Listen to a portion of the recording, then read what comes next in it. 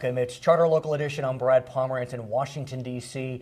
We are joined today by Bill Huizenga. He is a member of the United States Congress representing the state of Michigan. In fact, representing significant portions that had been represented by a guy named Gerald Ford, who became President of the United States. It's quite a legacy. I know. Yeah. I'm kind of rendered speechless. Yeah. Well, I had, as that was growing up, some of my earliest memories were trying to figure out who my dad, who was involved in local politics, knew this guy who became vice president and then president of the United States. And as we all remember, Watergate and all the stuff surrounding that, it was a tough time. And even locally, it was a very difficult time. And even though he served a short time as president, I think it's hard to deny that the country, he's well loved. I mean, he's gone, obviously, but I do feel as if the country understands that it was a tough time. He did the best he could do, and he really, in a lot of ways, brought the country out of a dark hour. And I think we're indebted to him for that. Yeah, absolutely. And and even a lot of his political adversaries acknowledged that later on, that he really did bring a steady, calm hand. And was able to really help deliver the United States through a very, very difficult time. Very unpretentious of himself. Many people remember he said, "I don't want to hear Hail to the Chief." They played the U of M fight song when he came walking in. And those types of things. He was very connected, very down to earth. And had an understanding of the importance of the job, and of course spent many years in the House of Representatives and was minority leader. So it's quite a legacy to have to follow. You met him as a child? I did. I've got, in fact, a number of photos. Hopefully your aide who's here can send us some of those pictures. We can roll them in. I want to talk about an issue that's important to you, your constituents, as well as really many Americans. You worked with Janice Hahn, a Democrat, on this very issue. She represents Long Beach, parts of Long Beach, parts of San Pedro. Ports are very important. Yes. And in your community as well, Great Lakes region, the area, the ports are very important. Talk to us about the Harbor Maintenance Trust Fund and what you and Congresswoman Hahn did together. Yeah, well, Janice and I have been working on this for a couple of terms now. And with a name like Harbor Maintenance Trust Fund, you would think the money that's in there would go for harbor maintenance. One would think. One would think. Unfortunately, that wasn't always the case. Not so much. And we didn't think that was right, especially as we were looking at crumbling infrastructure on our ports, and whether they were Great Lakes ports like mine in Michigan, the Gulf Coast, the East Coast, or the West Coast, as she was concerned about in Los Angeles. When you are having a user fee applied to the people that are using the shipping lanes and that are shipping the various products around, and you're collecting that fee, then you ought to use it to benefit well, just as the title says, harbor maintenance. What was happening? So they were taking it off. They were using it as money to count against lowering deficits. They were using the money for other projects. Oh my! And that just wasn't the right thing. And you know better than I, our ports are under serious competition. Yes. I mean, Panama Canal. Now we're talking more of the coastal ports, but we need all we can get when it comes to effective operational ports. We do, and it's, as I said, Gulf Coast, East Coast, West Coast, and a lot of people forget about the Great Lakes. Grand Valley State University in West Michigan just did a study where they looked at the job impact, and they believe that there are 65,000 jobs in Michigan alone directly tied to Great Lakes shipping and the products that move across.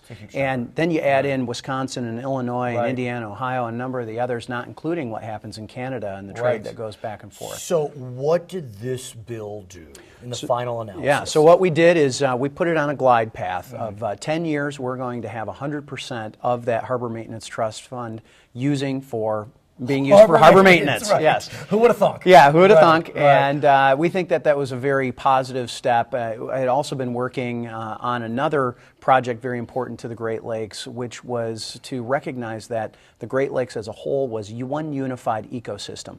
We treat the Mississippi as one waterway, which makes sense, but it stretches from Minnesota all the way down to Louisiana. We looked at Lake Erie versus Lake Huron versus Lake Superior versus Lake Michigan or even Lake Ontario. You got them all. I did. Lake Sinclair is the only other. My daughter just memorized the map of America, and she had to get the 5 lakes, or is it 6? Yeah. So I'm impressed. Yeah. Okay. She's in 5th grade. But so at least I passed that. You right. Passed. But it's vital as we're dealing with those. to have them viewed as what they are, connected waterways that all feed off each other literally, you know, with some of the and historically, I mean, those waterways really were the ticket to getting out of the continent into the Atlantic Ocean. I mean, there would be no America without those waterways. Yeah, there really wouldn't be. The shipping that happened on the Great Lakes, it's funny to see some of these old photos and certainly renderings of these ancient ships, you know, the three-mast ships that are out there, and you kind of go, whoa, that was on the Great Lakes right off of Cleveland or right off of Detroit. And I want to ask about an issue that's percolating in another part of the world. Yeah. And that is the fight for the Middle East. It is one that is really just baffling. I've used that word many times to Americans. It's not a standard enemy. We're not fighting a country. If we're fighting anyone at all, we don't even know what's going on. Yeah. ISIS, ISIL, all these acronyms. You know, what happened to the Arab Spring? Yeah. I mean, it's really... How is Al Qaeda fit right, into that? Exactly. They were the boogeyman. Who's Al? What can you tell us? Yeah. Simplify if you can. Well, look, when ISIS, the Islamic State, views the Taliban and Al Qaeda as not being tough enough, you know, we're dealing with some very, very bad actors. And I think, as you point out, they don't operate within a border. In fact, they reject that. They reject the notion that there would be any kind of border system in place, and that there needs to be a caliph and a caliphate, a capital with a ruler.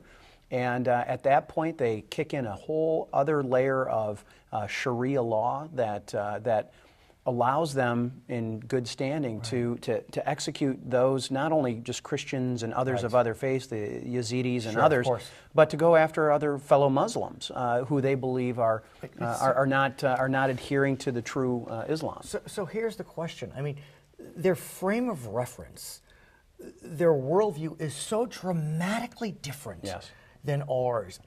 I don't know how we could ever come to terms with this. Well, not only our worldview, even within the Arab world itself. Well stated.